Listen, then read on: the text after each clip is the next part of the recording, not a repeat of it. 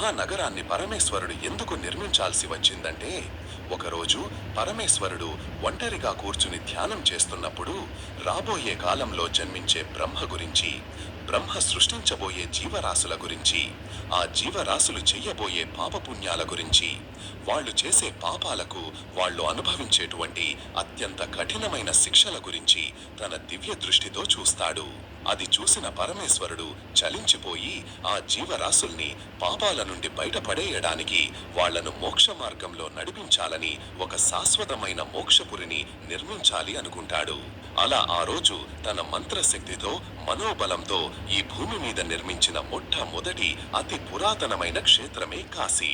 అయితే ఈ కాశీ పట్టణం గురించి తెలుసుకున్న శ్రీ మహావిష్ణువు ఆ క్షేత్ర వైభవాన్ని మరింత పెంచడానికి కాశీని పరమేశ్వరుడి నివాస స్థలంగా మార్చాలని 1000 సంవత్సరాల పాటు కాశీలో ఒంటికాలు మీద నిల్చుని తపస్సు చేస్తాడు.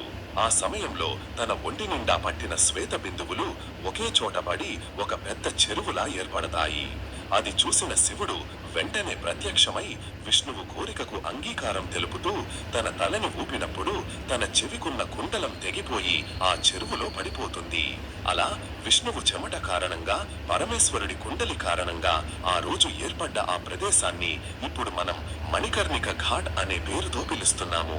ఇందులో మణి అంటే మణి పొదగబడిన కుండలమని, కర్ణిక అంటే చెవి అనే అర్థం వస్తుంది.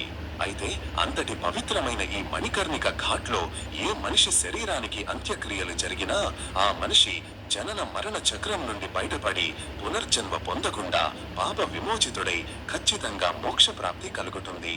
ఇలా భూమి మీద మొట్టమొదటిసారిగా కాశీ నగరం, మణికర్ణిక ఘాట్లు ఏర్పడ్డాయి.